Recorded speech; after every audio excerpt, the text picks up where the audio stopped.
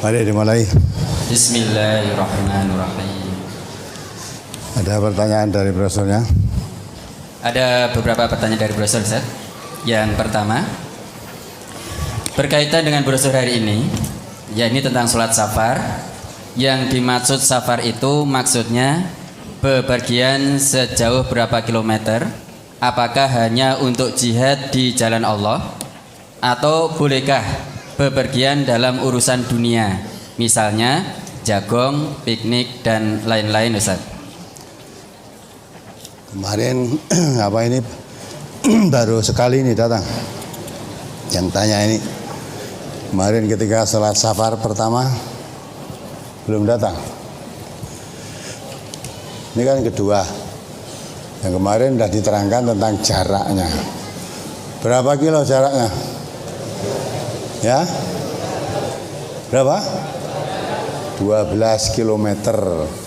Ini 12 kilometer sudah dibolehkan menjamak, mengqashar sholat. Ya. Perginya apa? Jihad fisabilillah. Jagong, piknik, pergi enggak itu? Pergi. Yang kamu maksud sabilillah gimana? Perang? Enggak ada perang sekarang. Ya. Ya, piknik itu juga perlu tadabbur alam. Di situ sudah diterangkan. Jadi selama orang meninggalkan tempat tinggalnya, bepergian sejauh minimum 12 km sudah boleh menjamak dan mengqashar sholat. Nanti dibuka untuk sholat safar yang pertama minggu yang lalu. Ini baru kedua kan, yang lalu sudah diterangkan. Apalagi? Berikutnya brosur halaman 2, hadis yang atas. An Abdullah bin Amir bin Rabi'ata anna Amir bin Rabi'ata akhbarahu qala ra'aitu Rasulullah sallallahu alaihi wasallam wa huwa 'ala rahilati yusabihu yumi'u bi ra'sihi qibala ayyi wajhin tawajjaha wa lam yakun Rasulullah sallallahu alaihi wasallam yasna'u dzalika fi sholatil maktubati. Rawal Bukhari. Dari Abdullah bin Amir bin Rabi'ah bahwasanya Amir bin Rabi'ah mengabarkan kepadanya, ia berkata, saya pernah melihat Rasulullah sallallahu alaihi wasallam sholat sunnah di atas kendaraan beliau menghadap ke arah mana saja, dan beliau berisyarat dengan kepala beliau. Namun beliau tidak melakukan yang demikian itu dalam sholat wajib. Hadis riwayat Bukhari. Pertanyaan, pada kalimat namun beliau tidak melakukan yang demikian itu dalam sholat wajib, lantas apakah boleh sholat wajib di atas kendaraan, Ustaz? Boleh. Ya, boleh. Kalau tidak boleh, kalau kamu ibadah haji, sholatmu gimana? Ya, kamu terbang dari sini sampai Madinah sana melewati sholat apa enggak? Kamu sudah masih di atas kendaraan apa di bawah kendaraan? Boleh. Hanya Rasulullah itu saudara akan tahu kan? Kendaraan Rasulullah saat itu apa? Unta atau kuda, ya. Ada salat sunnah, beliau di atas kendaraannya dan cuma isyarat dengan kepalanya saja, ya. Salat sunnah. Tapi kalau salat wajib memerlukan turun dari kendaraannya. Ya, kendaraan kita lain dengan zaman Rasulullah. Kita naik pesawat. Ya, kalau mau sholat dadak turun dulu, sapa sing arep ngeduk ke? Ya. Kita naik kereta. Ya. Ya, gitulah. Jadi boleh. Apalagi? Brosur halaman 3 yang tengah.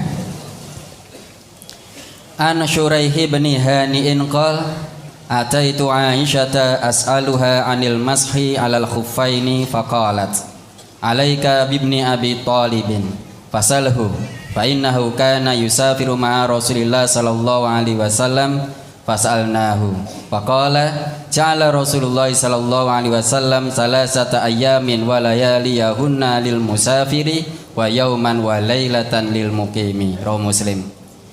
Dari Suraih bin Hani ia berkata, aku datang pada Aisyah untuk bertanya tentang mengusap dua khuf, yakni sepatu yang menutupi mata kaki. Maka Aisyah berkata, datanglah kepada Ali bin Abi Thalib, tanyakanlah kepadanya, karena ia biasa bepergian bersama Rasulullah sallallahu alaihi wasallam. Maka kami bertanya kepadanya. Lalu Ali menjawab, Rasulullah sallallahu alaihi wasallam menentukan 3 hari 3 malam boleh tidak membuka khuf bagi musafir dan sehari semalam bagi orang yang mukim. Pertanyaan, Rasulullah sallallahu alaihi wasallam menentukan 3 hari 3 malam boleh tidak membuka khuf bagi musafir dan sehari semalam bagi orang yang mukim. Mohon penjelasannya, Ustaz. Apanya yang kurang jelas? Yang kurang jelas apanya? Tadi sudah diterangkan, khuf itu apa? Sepatu yang bagaimana? Yang menutupi mata kaki. Sepatu tentara barang itu loh, ya, mata kaki kan? Kalau dia bepergian dalam 3 hari 3 malam, boleh tayamum boleh wudu tidak membuka sepatunya, cukup disapu. Hanya disapu itu seluruh badannya, wudunya seperti biasa. Untuk membasuh kaki tidak perlu dilepas sepatu, cuma disapu aja di sepatunya itu, disapu air gitu loh. Tangannya basahi air, disapu di luarnya begitu aja. 3 hari 3 malam. Ya. Tapi kalau di rumah memakai sepatu itu 1 hari 1 malam boleh tidak buka sepatu. Kalau mau wudu cukup disapu saja. Mungkin saudara tanya, masa 3 hari 3 malam? Ya, ratus barang. Lah kalau orang normal begini, ya, orang musafir seperti tentara-tentara itu masuk hutan. Kalau pas sedang perang itu mungkin seminggu ratus. Ya juga bisa. Jadi agama itu sangat lengkap ya mengatur. Ya, perjalanan 3 hari 3 malam. Tidak apa-apa, boleh. Tidak usah wudu, tidak usah melepas sepatu. Tapi kalau di mukim di rumah 1 hari 1 malam, kalau mau tidak melepas sepatunya, itu keringanan-keringanan yang diberikan oleh Allah di dalam agama ini. Maka nggak ada kesulitan melaksanakan agama abad, itu nggak ada. Ya, apalagi Brosur halaman 5 masuk ke halaman 6. An Ammar bin Yasir radhiyallahu anhu qala ba'athani an-nabiy sallallahu alaihi wasallam fi hajatin fa'ajnabtu falam ajidil ma'a fatamarragtu fi as-sa'idi kama tamarragut dabbatu summa ataitu nabiyya sallallahu alaihi wasallam fadzakartu lahu dzalika faqala innama yakfika an taqula biyadayka hakadha summa daraba biyadayhi al-arda darbatan wahidatan summa masaha ash-shimala 'ala al-yamini wa dhahira kaffaihi wa wajhahu. Rawal Bukhari wa Muslim. Dari Ammar bin Yasir radhiyallahu an, ia berkata, Nabi sallallahu alaihi wasallam mengutus saya dalam suatu keperluan. Lalu saya berjunub tetapi tidak mendapatkan air. Maka aku berguling di tanah sebagaimana binatang berguling. Kemudian saya datang kepada Nabi sallallahu alaihi wasallam dan menceritakan hal itu kepada beliau. Maka beliau bersabda, sebenarnya cukup bagimu dengan kedua tanganmu melakukan begini. Lalu beliau menepukkan kedua tangan beliau ke tanah dengan sekali tepukan. Kemudian beliau mengusapkan tangan kiri pada tangan kanannya dan punggung kedua tapak tangan dan wajah beliau. Hadis riwayat Bukhari dan Muslim, dan lafaz ini bagi Muslim dalam Bulughul Maram. Kemudian hadis berikutnya, faqala Nabi sallallahu alaihi wasallam, inna ma kana yakfika hakadha.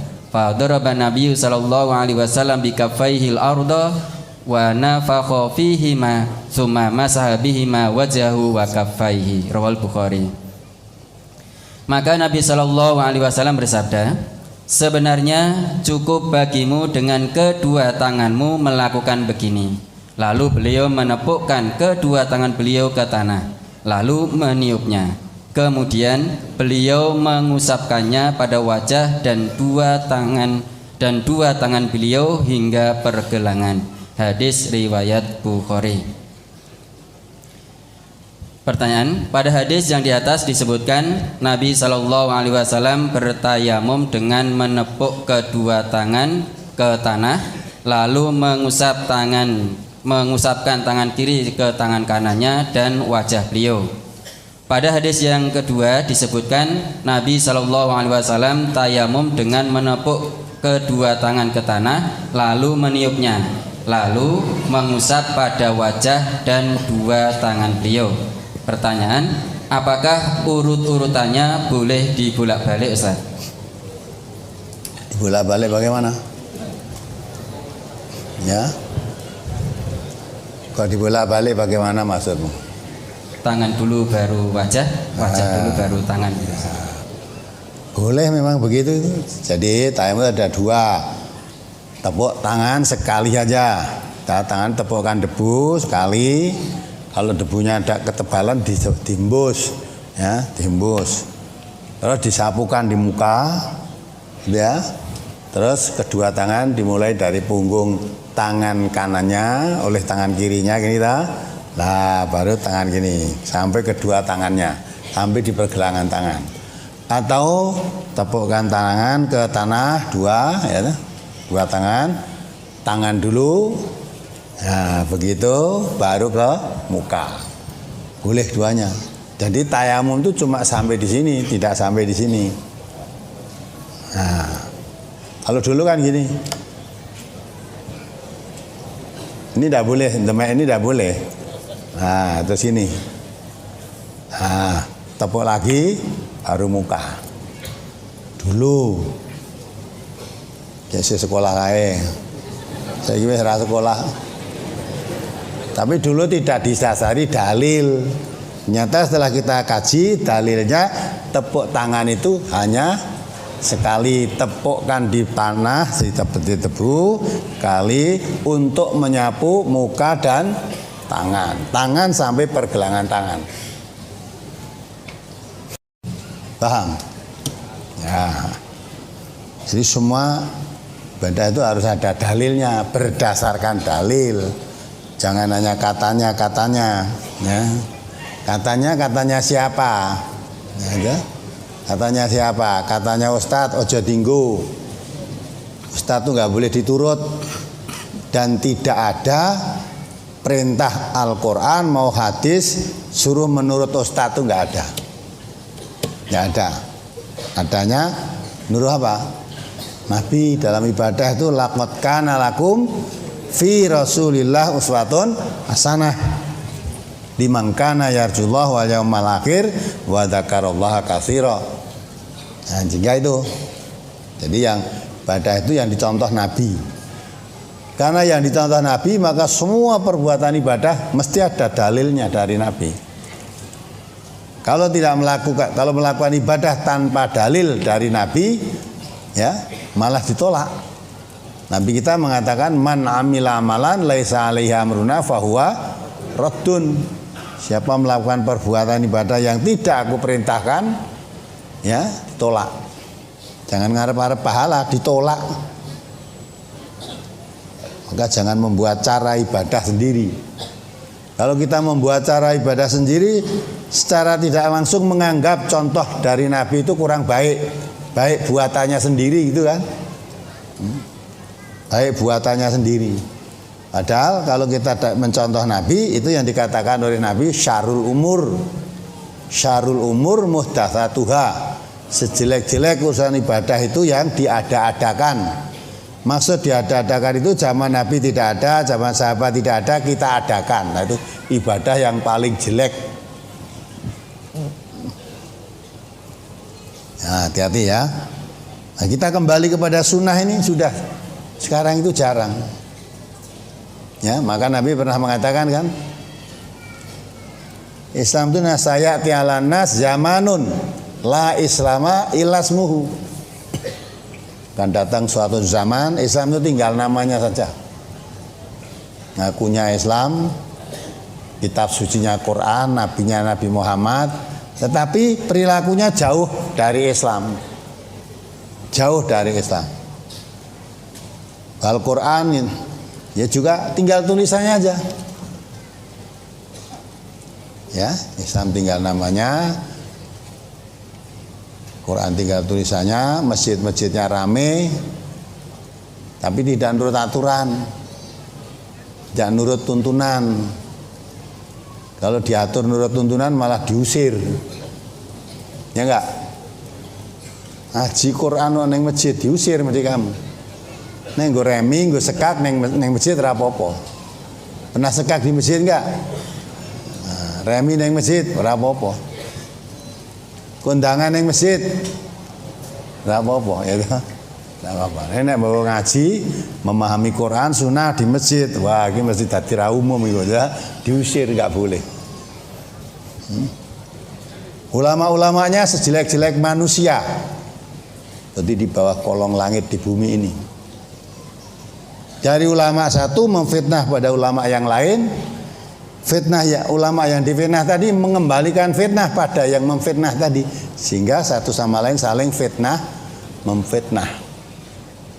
Ayat ti'alan nas zamanun la islama ilasmuhu walal qur'ana illa rasmuhu masajiduhun amiratun wahya kharabun minal huda ulama'uhum syarru ta'ati misalah min indihim ta'rujul fitnah wa fihim ta'uddu. Ya, itu maka dari ayat dari hadis-hadis ini menjelaskan lengkap dari toharoh sampai sholat itu semua ada dalilnya. Ada dalilnya. Toharoh yang mulai bersuci, mulai mandi, mulai menggunakan airnya itu ada. Nah, kalau tidak ada air wudu tayamum. Nah, tayamumnya caranya seperti ini tadi. Semua mesti ditunjukkan oleh Nabi. Sebelum tahu tadi orang membayangkan karena saya tadi junub, kalau mandi junub itu mandi seluruh tubuhnya. Ujuk. Lah karena dia junub belum tahu caranya. Maka dia guling, glundung-glundung nenggon pasir itu loh. Jadi gulung nenggon pasir. Maksudnya supaya seluruh tubuh kena seperti mandi junub. Tak sampai kepada Nabi tanya, Nabi menjelaskan, oh mestinya tidak usah begitu. Cukup kamu menepukkan kedua tanganmu di debu sekali saja, kemudian disapukan mukamu, kemudian dua telapak tanganmu atau dua tanganmu sampai pergelangan tanganmu. Tayamum sebagai gantinya wudu dan tayamum sebagai gantinya mandi sama. Apalagi? Brosur halaman 6 masuk ke halaman 7. An Amri bin al-Asi qala ihtamaltu fi lailatin baridatin fi ghazwati salasili fa ashfaqtu in igtasaltu an ahlika fatayamamtu summa salaitu bi ashabi subha fa dzakaru dzalika lin nabi sallallahu alaihi wasallam faqala ya Amru sallaita bi ashabika wa anta junub fa akhbartuhu billadzi mana'ani minal iktisali wa qultu inni sami'tullaha yaqulu a'udzu billahi minasyaitonir rajim wa la taqtulu anfusakum innallaha kana bikum rahima. Fa dhahika Rasulullah sallallahu alaihi wasallam wa lam yakul syai'an. Rawahu Abu Dawud. Dari Amr bin Al-Ash ia berkata, ketika perang Dzatus Salasil pada suatu malam yang sangat dingin, saya bermimpi sampai ke luar mani. Lalu jika saya mandi takut binasa, maka saya bertayamum. Kemudian saya sholat subuh mengimami kawan-kawan saya. Setelah tiba di Madinah, mereka menceritakan hal itu kepada Nabi Sallallahu Alaihi Wasallam. Kemudian Nabi Sallallahu Alaihi Wasallam bertanya, "Hai Amr, mengapa kamu mengimami sholat kawan-kawanmu dalam keadaan junub? Lalu saya beritahukan kepada beliau alasan yang menghalangiku untuk mandi. Saya berkata, sesungguhnya saya mendengar Allah berfirman yang artinya, dan janganlah kalian membunuh diri-diri kalian. Sesungguhnya Allah adalah Maha Penyayang kepada kalian. An-Nisa ayat 29. Kemudian Rasulullah SAW tertawa dan tidak mengatakan sesuatu pun. Hadis riwayat Abu Dawud. Dari hadis tersebut, apakah diperbolehkan bertayamum di pagi hari sebelum sholat subuh dikarenakan bermimpi sampai keluar mani dengan alasan takut akan binasa atau mati? Karena dalam hadis tersebut menyatakan bahwa Rasulullah SAW hanya tertawa dan tidak mengatakan sesuatu pun, Ustaz. Nah terus, kalau kamu membaca hadis ini memahaminya gimana?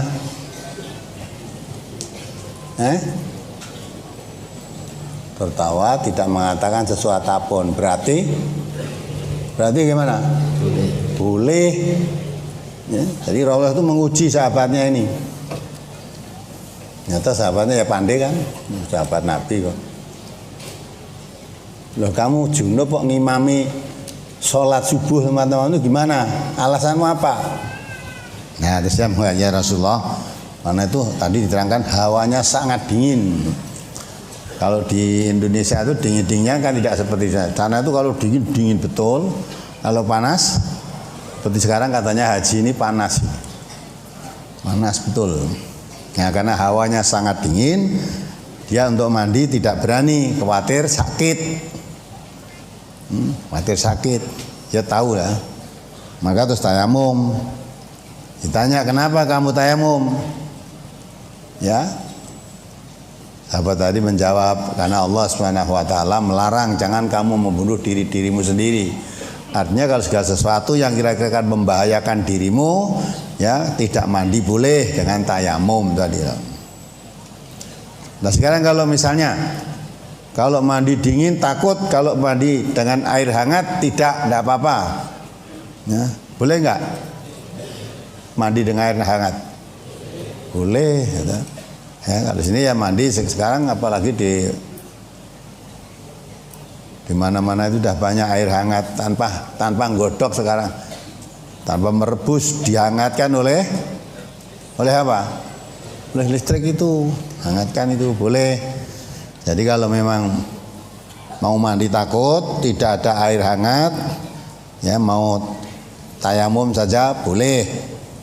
Atau kalau di tempat yang sangat dingin, sedang mestinya kamu mandi, tapi karena ada air hangat, mandi tidak pakai air dingin bisa, ya bisa dengan pakai air hangat tadi, sehingga tidak mengurangi, tetap kewajiban mandi dilaksanakan. Tapi kalau memang itu tidak ada, ya dengan tayamum boleh. Tayamumnya seperti tayamum mengganti wudu, jadi tidak gulung tadi ya. Boleh itu, apalagi? Halaman 7 hadis tengah. An Ka'b bin Malik qol kana Nabi sallallahu alaihi wasallam idza qadima min safarin bada'a bil masjidi fa raka'a fihi raka'ataini summa jalasa lin-nasi. Rawahu Abu Dawud. Dari Ka'b bin Malik ia berkata, dahulu Nabi sallallahu alaihi wasallam apabila datang dari bepergian, beliau masuk ke masjid lalu sholat 2 rakaat di dalamnya. Kemudian beliau duduk untuk melayani orang-orang. Hadis riwayat Abu Dawud. Pertanyaan, jika kita pulang safar harus sholat 2 rakaat ke masjid, padahal rumah saya jauh dari masjid, sedangkan saya seorang perempuan, bagaimana yang demikian ini Ustaz? Dan yang terbaik? Yang mengharuskan siapa? Yang mengharuskan siapa? Kalau kamu bepergian terus pulang terus harus ke masjid, itu siapa yang mengharuskan? Apa hadis ini tadi mengharuskan? Dibaca keterangannya ayo. Nggak ada, harus itu nggak ada. Harus itu kalau dana jadi suatu kewajiban. Sholat wajib itu selain 5 waktu tidak ada. Sholat wajib itu hanya sholat subuh, duhur, asar, maghrib, isya. Selain itu tidak ada sholat wajib. Apalagi? Keterangan Nabi SAW sholat 2 rakaat ini bisa juga karena pulang dari safar, bisa juga sholat duha karena waktu itu waktu duha, dan bisa juga sholat tahiyatul masjid karena beliau masuk masjid. Wallahu a'lam. Ya kan? Nabi tidak menjelaskan. Yang jelas selesai safar, beliau rumahnya dekat masjid, memang gandeng. Langsung beliau masuk masjid terus sholat. Sholat itu pun tidak dijelaskan sholat apa, tidak. Maka bisa saja, bisa juga Nabi sholat masuk masjid tadi, sholatnya sholat tahiyatul masjid. Karena setelah itu Nabi terus duduk melayani tamu-tamu yang akan ketemu Nabi. Ya kan? Lah orang sebelum duduk kalau masuk ke masjid kan atur disyariatkan kalau kamu masuk masjid jangan duduk sebelum sholat 2 rakaat yang biasa disebut sholat tahiyatul masjid. Nah Nabi tadi masuk masjid terus menemui tamu-tamu, kok tidak di rumah Nabi tidak seperti rumah kita, ranek pendopo gede, rumahnya Nabi kecil. Maka kalau nemoni tamu ya di masjid, wong tamunya rumahnya Nabi dekat masjid. Maka masuk masjid. Bisa juga Nabi sholat tahiyatul masjid. Ya, terus baru duduk terus nemui tamu-tamu tadi. Atau bisa juga sholat safar. Karena Nabi tidak menjelaskan, akhirnya banyak tafsiran. Namun demikian, ini bukan suatu kewajiban setiap orang habis safar harus masuk masjid sholat, tidak ada keharusan. Apalagi sholat safar yang 2 rakaat apakah boleh dilakukan setelah nanti saya pulang pengajian ini? Karena saya juga musafir dan saya juga menjamak sholat, Ustaz. Setelah pengajian, ya, setelah pulang berarti sudah sampai di rumah. Ya. Sampai di rumah kamu sholat 2 rakaat, tidak boleh kecuali subuh. Ya, kalau kamu sholat duhur atau sholat asar, kamu lakukan 2 rakaat di rumah tidak boleh. Kalau di sini boleh, ya, karena yang boleh sholat 2 rakaat itu namanya sholat apa? Ya, qashar. Yang boleh mengqashar sholat itu hanya orang musafir. Kalau sudah sampai di rumahmu, kamu sudah bukan musafir. Tapi kalau di sini boleh, ya, sholat di sini nanti selesai duhur, sebelum pulang kamu sholat dulu. Sholat duhur 2 rakaat diqashar kan? Karena orang musafir boleh jamak sekali. Selesai sholat duhur terus sholat asar. Ya, sholat asar 2 rakaat juga karena diqashar. Ya, sampai di rumah nanti sudah tidak sholat asar, walaupun sampai di rumah masih ada waktu asar. Tapi kami musafir dibolehkan mengqashar dan menjamak sholat. Tapi kalau sudah sampai di rumah tidak boleh mengqashar sholat. Sholat itu khusus orang musafir yang boleh mengqashar. Apalagi ketika sampai di rumah sebelum menjamak sholat duhur dan asar tadi, bolehkah menunaikan 2 rakaat sholat safar tadi, Ustaz? Maksudnya ya, neng omah sholat safar gitu. Ya, sepulang dari pengajian, dari musafir istilahnya, ya. Kemudian melakukan sholat safar, baru melakukan sholat duhur dan asar di jamak. Sholatnya safar mau neng di setiba di. Nah, iya di rumah. Oh, iya. Tidak boleh. Tidak ada contoh itu. Maka Nabi tadi sholat itu tadi masih belum jelas apa sholat safar, apa sholat duha, karena kebetulan waktu itu waktu duha, apa sholat tahiyatul masjid, karena beliau setelah itu safar masuk masjid. Lah orang yang masuk masjid ada syariat, sebelum duduk disyariatkan sholat 2 rakaat. Tapi kalau masuk rumahmu nggak ada syariat. Masuk rumah terus duduk boleh, terus tidur ya boleh. Ya, tapi kalau masuk masjid sebelum duduk sholat 2 rakaat dulu. Dan Nabi tadi masuk masjid, maka sholat 2 rakaat. Tapi Nabi juga tidak mengatakan ini sholat safar, tidak. Maka ada beberapa penafsiran. Nabi mungkin itu sholat safar, atau mungkin karena masuk masjid jadi sholat tahiyatul masjid itu. Atau kebetulan waktu duha, maka sholat duha, bisa juga. Nah, kalau kamu masuk rumah pas waktu duha kamu terus sholat duha boleh. Tahiyatul masjid di rumah tidak boleh, ya. Jadi diterangke sing gampang niki aja malah mempersulit diri. Apalagi pengertian harus seolah-olah kan wajib. Sholat yang wajib itu hanya sholat 5 waktu, ya. Apalagi yang lain? Brosur halaman 8, hadis yang di tengah. An Ibni Abbasin qala jama'a Rasulullah sallallahu alaihi wasallam baina dhuhri wal asri wal maghribi wal isya'i bil madinati fi ghairi khaufin wala matarin. Rawi Muslim. Dari Ibnu Abbas ia berkata, Rasulullah sallallahu alaihi wasallam pernah menjamak antara salat zuhur dan asar, maghrib dan isya di Madinah, bukan karena takut dan bukan karena hujan. Hadis riwayat Muslim juz 1 halaman 491. Pertanyaan, Rasul menjamak sholat duhur dan asar, maghrib dan isya di Madinah bukan karena takut dan hujan. Apakah posisi Rasul musafir atau mukim? Kalau mukim, alasan apa yang mendasari Rasul menjamaknya, Ustaz? Terus hadis di bawahnya dibaca. Fi hadisi waqi'in qala qultu li ibni Abbasin lima fa'ala dzalik qala kaila yuhrija ummatahu. Rawi Muslim. Dalam hadis yang melalui sanad Waqi' disebutkan ia berkata, aku bertanya kepada Ibnu Abbas, kenapa beliau melakukan yang demikian itu? Ibnu Abbas menjawab, supaya tidak memberatkan umatnya. Hadis riwayat Muslim. Nah, itu kan. Dari sinilah bisa diambil pemahaman bahwa jamak di rumah itu boleh, tetapi apa? Kolo-kolo, ojo kolo-kolan. Kolo-kolo. Bisa juga tak orang karena sebab sesuatu mungkin terlalu payah, mungkin terlalu ngantuk, ya. Itu sesekali, tapi tidak selalu.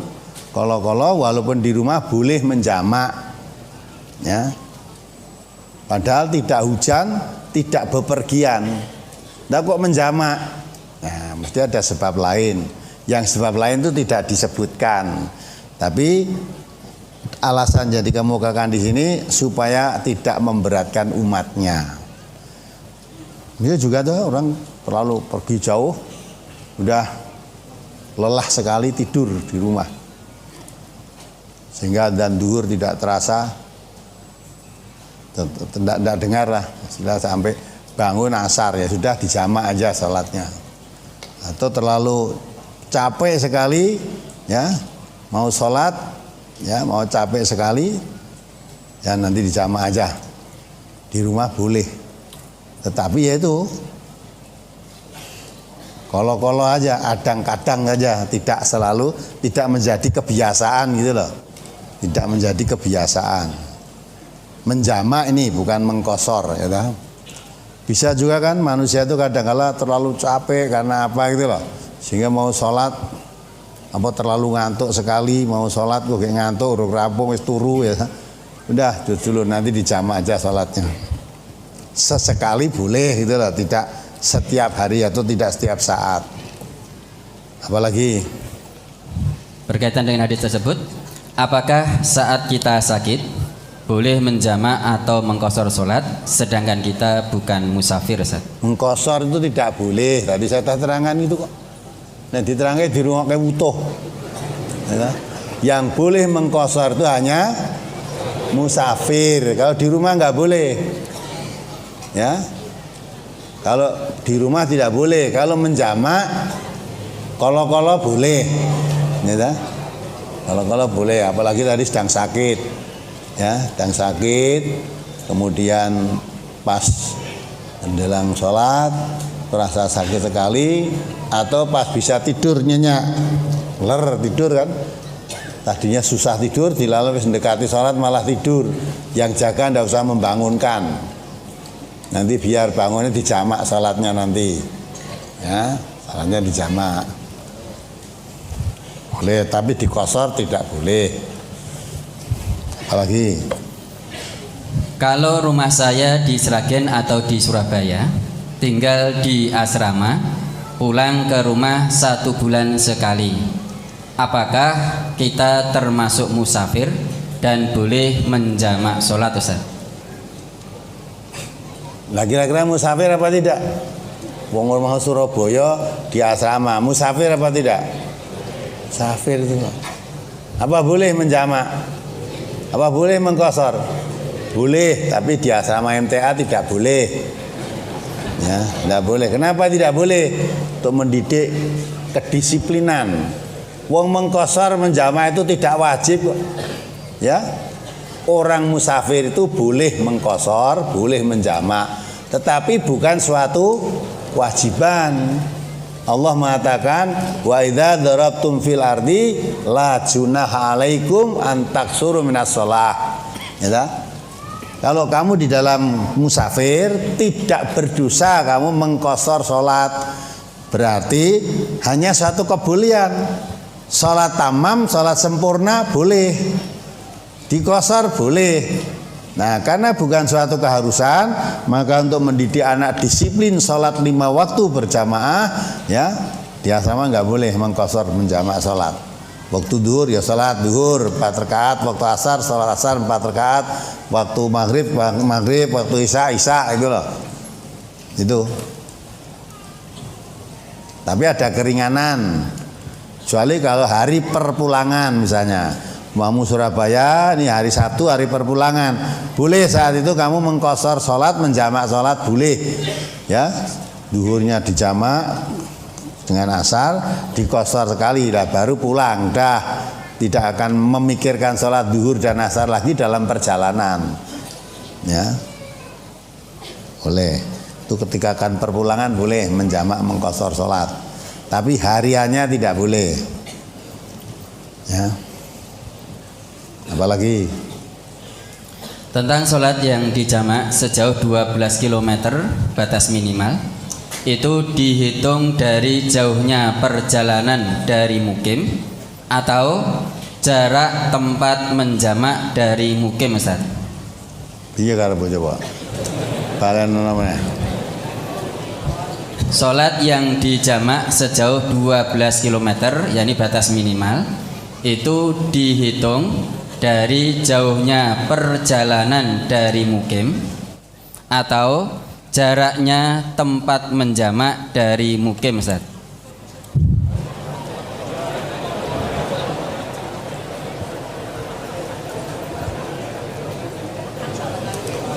Iya, tapi orang mudengnya tempat menjamak dari mukim atau tempat menjamak dari atau jauhnya perjalanan. Lah iya, mukim. Jauhnya perjalanan itu kamu hitung dari mana? Dari mukim. Jauhnya menjamak dihitung dari mana? Mukim. Dari mukim. Lah padha wae itu. Kan padha wae.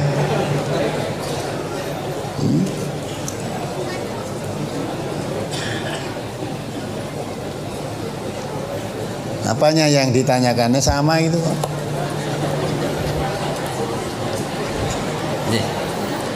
Jadi ya, orang namanya musafir itu meninggalkan rumah pergi dalam perjalanan, itu musafir. Yang kaitannya dengan sholat, dalam hadis Nabi ini ada yang menjelaskan 12 km, ada yang menjelaskan 18 km. Itu jarak tempuh musafirnya. Tentang jarak lama tinggalnya berapa hari tidak dijelaskan. Nabi pernah 19 hari, Nabi pernah 18 hari, Nabi pernah juga 20 hari.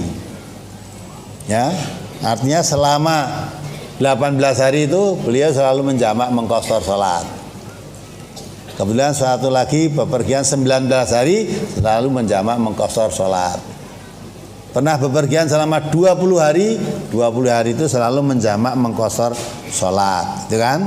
Berarti tentang lamanya tidak ada ketentuan yang jelas selama dia masih di dalam musafir, ya.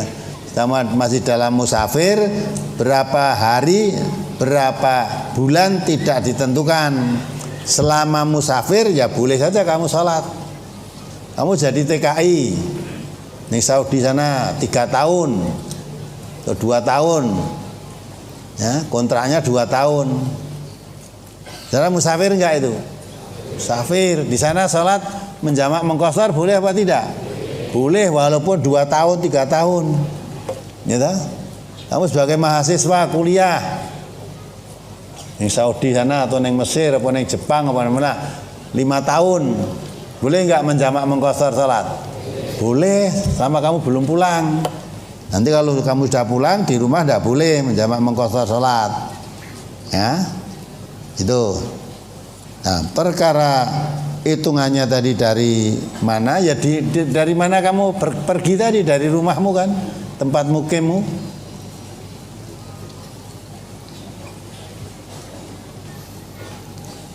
Apa yang dibingungkan apa?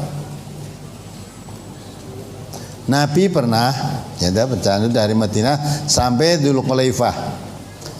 Ya, dari Madinah ke Dzulqulaifah itu jaraknya kira-kira 12 km. Ya. 12 km itu beliau sudah melakukan menjamak mengqashar salat. Ya, hanya 2 rakaat. Ini dalam brosur yang kemarin, brosur Safar 1, ya, Safar yang 1. Nah, disinilah. Sehingga mana kesulitannya agama kita itu apa? Mudah kan? Dalam musafir tidak ada kesulitan kamu sholat, malah ada keringanan, boleh menjamak, boleh mengqashar. Gitu. Jarak tempuhnya ya 12 km atau 18 km boleh, minimum 12 km tadi. Jarak waktunya tidak ditentukan secara pasti. Jadi ketentuannya selama kamu masih dalam keadaan musafir itu boleh menjamak mengqashar salat. Yang membolehkan itu bukan saya, dasar dari hadis-hadis Nabi seperti itu. Ya, di halaman kedua brosur yang kemarin Nabi pernah bendera, di situ diterangkan beliau Rasulullah tinggal selama 19 hari. Beliau mengqashar salat, maka kami apabila bepergian tinggal selama 19 hari, kami mengqashar dan menjamak salat. Ada lagi Umar bin Khattab selama 6 bulan. Ya, selama 6 bulan. Selama 6 bulan itu salat ya mengqashar menjamak salat. Itu. Lah kok 6 bulan wong Nabi hanya 20 hari. Loh, Nabi tadi 18 hari ada, 19 hari ya ada. Nabi pernah bepergian 20 hari ya ada. Nah, selama dalam musafir itulah beliau selalu menjamak mengqashar salat. Ya, berarti karena 19, 18, 20 itu tidak ada ketentuan, berarti ketentuannya selama berapa lama orang itu musafir. Nah, maka Umar bin Khattab 6 bulan. Ya kok 6 bulan kok jauh? Iyalah sekarang kalau Umar 6 bulan, nah kamu 3 tahun. Yang kuliah itu malah kadang-kadang 4 tahun, 5 tahun boleh mengqashar menjamak salat boleh. Ya, ojo wah kuwi ngenteng-ngenteng ke salat. Lah sing ngono abot iki sapa to? Agama wis enteng. Agama itu kalau dijalani apa adanya itu ringan. Maka Nabi kita mengatakan ya, basyiru wala tunafiru. Berilah, gembirakanlah orang, jangan kamu bikin lari. Yasiru wala tuasiru. Permudahlah, mudahkanlah. Dalam melaksanakan Islami jangan dipersulit. Tapi ngamalkan ihsan itu kalau sesuai dengan tuntunan mudah. Ya, mudah. Tidak sulit. Kalau mengamalkan ihsan itu sulit, berat, itu mesti kokean tambahan. Ya tak? Maka kalau belajar agama jangan lewat makelar, kan saya katakan itu kan. Makelar itu udah tahu kok apa enenge mesti ditambah-tambahi. Ya enggak? Nah, kembali pada Quran dan Sunnah.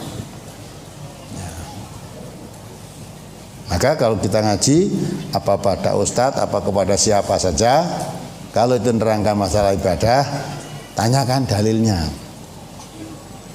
Dulu pernah dikatakan musafir itu harus menempuh jalan 80 km dan jalan kaki. Ya, keterangannya begitu dulu.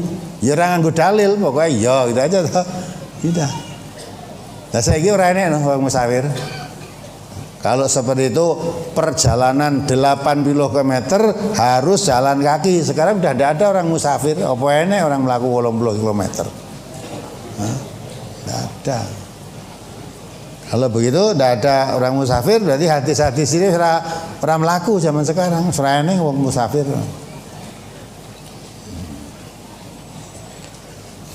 Nah, ternyata setelah ada hadisnya betul, ternyata tidak dijelaskan tentang kendaraannya apa, ya, tidak dijelaskan tentang waktu tempuhnya berapa lama, tidak dijelaskan berapa lama kamu tinggal di musafir itu, dan jarak tempuhnya ada 12 km, ada yang mengatakan 18 km, semuanya berdasar gitu.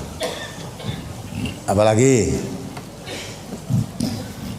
kami merencanakan perjalanan jauh, berangkat sebelum adzan maghrib. Setelah 2 km perjalanan terdengar adzan. Haruskah kami berhenti untuk sholat dulu? Atau bolehkah kami sholat maghrib dan isya di jamak takhir di tempat tujuan, Ustaz? Boleh. Ya tadi kan diterangkan kan, yang kemarin. Kalau kamu mau berangkat sholat ternyata sudah masuk waktu, berangkat musafir ternyata sudah masuk waktu sholat, maka kamu laksanakan sholat dulu. Ya. Kalau belum sholat, belum waktunya, kamu sudah berangkat musafir, nanti sholat boleh di jamak. Jamak takhir boleh, jamak takdim boleh. Ya. Nah, kalau kamu baru 2 km itu baru belum musafir, kamu baru 2 km. Misalnya dari sini baru sampai Ngeladak itu toh 2 km itu. Nah, mestinya kalau itu berarti kamu masih dalam keadaan mukim, masih di mukim, belum dihitung musafir. Baru berangkat musafir lah. Lebih baik kalau dengar azan begitu, nah kamu sholat dulu. Sholatnya di jamak apa tidak? Tidak, ya sholat yang diadzani waktu itu sholat apa? Dan sholat maghrib, ya maghrib sudah, terus perjalanan. Nah, sholat isya-nya nanti boleh di apa? Dikosor. Kalau sudah dalam perjalanan, jarak tempuh sudah kira-kira 12 km, masuk waktu sholat isya, kamu mau sholat isya saat itu boleh, sholat nanti setelah sampai di tujuan juga boleh, dan sholatnya sholat isya sudah tidak dijamak dengan sholat maghrib, karena maghribnya sudah dikerjakan ketika akan berangkat tadi. Nah, sholat isya-nya boleh dikosor, artinya sholat isya hanya dua rakaat. Apalagi dulu setelah selesai mengikuti kajian di MTA Pusat ini, saya langsung pulang ke rumah di Jepara. Perkiraan saya sampai di rumah waktu maghrib masih ada. Tetapi setelah sampai di rumah waktu maghrib sudah selesai.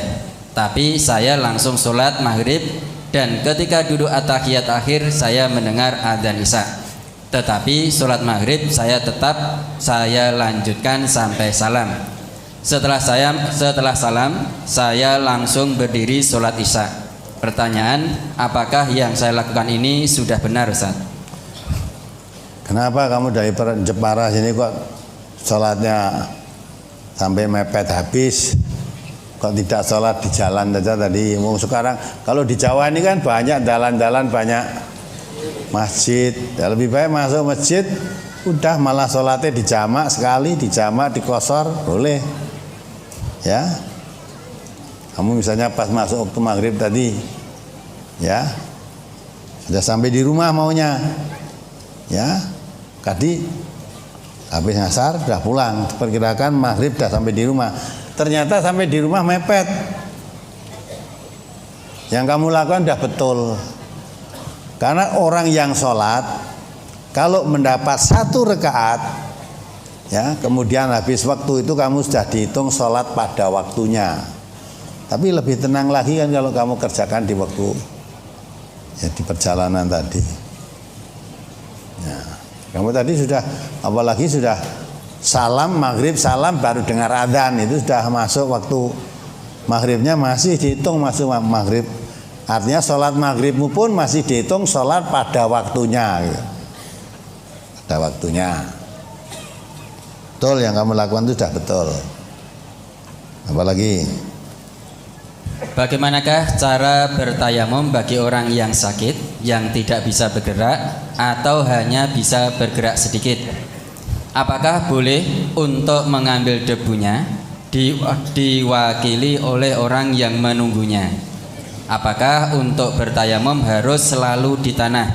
Bolehkah di tembok atau media yang lain yang selama ada debu di permukaannya? Mohon tausiahnya, Ustaz. Boleh. Pertama, tayamum tidak harus di tanah, di tempat yang diyakini ada debu, boleh. Ya, di lantai yang bawahmu itu juga boleh, di dinding-dinding ini juga boleh, yang diyakini ada debu. Lah kalau di tanah tadi itu kan, maka dihembus. Biasanya nanggon tanah, apalagi di zaman Rasulullah, tanahnya kan tanah berdebu, pasir kan. Nah, dengan itu tentu banyak yang ngeliat ini supaya tidak terlalu tebal, boleh dihembus dulu, ditipis gitu loh, dihembus. Tapi kalau di tembok, di lantai ini enggak sampai tebal, ya, boleh itu. Pertama, tadi tidak harus di tanah, di debu itu, di tempat-tempat yang diyakini ada debunya boleh digunakan untuk tayamum. Ya, yang pertama apa tadi? Bolehkah tayamum yang mengambil debunya diwakili orang yang menunggu? Nah, itu juga debu tuh mbok rauke ngono. Ya. Tayamum itu dengan tangan sendiri. Kalau membantu tangannya tadi itu boleh. Ditekel, tangannya dipegang, ditepukkan, terus sapukan gini boleh. Kalau ditayamumi itu saya belum tahu dalilnya itu. Itu kan ditayamumi namanya. Jadi tangannya yang dipakai kamu terus mbok rauke ning raine sing sakit itu karo mbok sapukan di sini. Nah, tayamum sendiri ditayamumkan semaksimalnya. Kalau bisa semaksimalnya dipegang, diajari. Kalau pegang pun tangannya misalnya sakitnya ora iso megar ngono ya, ada kan tangannya mengkem terus-terus ya tidak apa-apa. Semaksimalnya bagaimana ada? Idza amartukum bi syai'in fa'tu minhu mastata'tum, ya. Jadi kalau Allah atau Rasul memerintahkan tentang sesuatu, laksanakan semaksimalnya. Semaksimalnya dilakukan si pelaku yang berkewajiban itu sendiri, bukan orang lain. Bukan orang lain. Nah, untuk di tayamum kuwi untuk disolatke bareng nanti. Ya. Wah, kok arep salat gemeteran, salatne sik. Disalatne sik ya. Nah, enggak boleh itu. Boleh disolatkan kalau sudah. Nah, itu. Jadi selama hidup orang itu disolatkan itu diganteni solatnya. Kalau bisa diganti solatnya, bang sugih-sugih pilih bayar. Aku rada repot iki salatna sik ya, nyoh bayare berapa. Nah, itu dah. Nah, boleh. Maka pelaksanaan ibadah itu laksanakan sendiri. Termasuk tayamum itu ibadah. Ya, termasuk syarat sahnya salat tayamum. Tidak bisa tayamum dibantu ditayamumkan, bukan ditayamumi. Ditayamumkan. Tangannya semaksimalnya bisa-bisanya sampai di mana? Menyapu muka, sampai tangan kedua tangan sampai pergelangan tangan, tangannya sendiri bukan tangan orang lain. Apalagi tentang tayamum. Apa benar kata teman saya? Katanya tayamum itu hanya bisa digunakan untuk sekali sholat saja. Mohon tausiahnya, Ustaz. Ngomong katanya kok mbok gugui biasa. Itu katanya temanmu, belum katanya guru saya, kan itu nanti dah. Kata guru saya boleh. Kata simbah saya selama sholat satu untuk sholat wajib dan sholat sunnah boleh berkali-kali. Kata simbah saya. Saya kira digo kata temanmu apa kata mbahmu atau kata gurumu. Nah, ya, kalau manut kata orang bingung kamu. Nah, kata teman saya sekali kok. Nah, kata simbah saya, kata guru saya lain. Maka jangan katanya siapapun, tapi bagaimana menurut kata Rasulullah atau praktek Rasulullah SAW di dalam melaksanakan tayamum. Tayamum itu sebagai gantinya apa? Wudhu. Ya selama belum batal, ya masih gunakan beberapa sholat boleh selama belum batal. Ya. Batalnya salat, batalnya tayamum sama dengan batalnya wudhu. Maka selama belum batal digunakan untuk sholat berapapun boleh. Apalagi? Bismillahirrahmanirrahim. Assalamualaikum warahmatullahi wabarakatuh. Waalaikumsalam warahmatullahi wabarakatuh. Nuwun sewu Pak Ustadz. Nama saya Prastowo dari Sedayu Bantul, Yogyakarta. Tadi Bapak menerangkan bahwa tayamum selama belum batal itu bisa untuk sholat berikutnya. Tapi ganjalan saya, nun sewu, bila mana sudah ketemu air itu afdolnya tetap mempertahankan tayamum atau wudu dengan air, Pak? Nun sewu. Matur nuwun, Pak. Assalamualaikum warahmatullahi wabarakatuh. Waalaikumsalam warahmatullahi wabarakatuh. Kalau dia memang belum batal ya tidak usah wudu lagi, memang belum batal. Ya, saya terangkan batalnya tayamum sama dengan batalnya wudu. Ya, wudu gantinya tayamum. Ya, setelah tayamum, misalnya tadi ada air, tadi tidak ada air tayamum. Seperti tadi yang tanya ketika dingin tadi dingin arep wudu takut karena junub akan mandi takut ya, terus mau sholat dia tayamum ya. Nah kemudian belum batal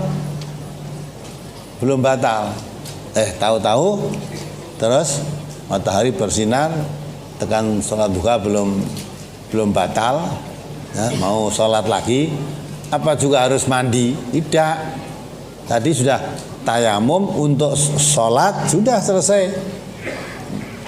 Kalau belum batal untuk sholat apa lagi boleh saja. Jadi sekali lagi saya terangkan, batalnya tayamum sama dengan batalnya wudu.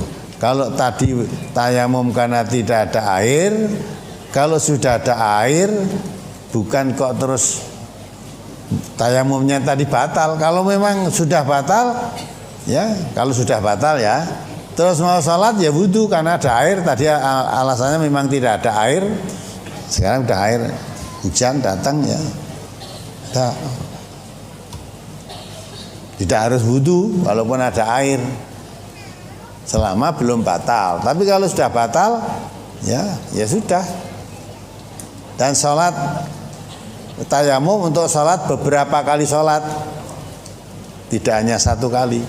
Orang tadi akan wudu udah aja hujan, seperti kemarin di Pontianak katanya sudah 1 bulan tidak hujan ya, saya kan ke Pontianak kemarin, sudah 1 bulan tidak ada, sudah hawanya panas, malah sudah mulai ada orang bakar hutan itu. Kalau malam sudah mulai tersengat baunya itu ya. Nah dalam kondisi macam itu mau sholat tayamum ya, tayamum. Baru selesai sholat tayamum mau sholat sunnah udan, apa terus batal? Lalu harus wajib rane banyu setelah selesai assalamualaikum mau sholat sunnahnya dan terus apa tayamumnya tadi batal tuh harus wudu? Tidak. Selama belum batal tidak usah wudu.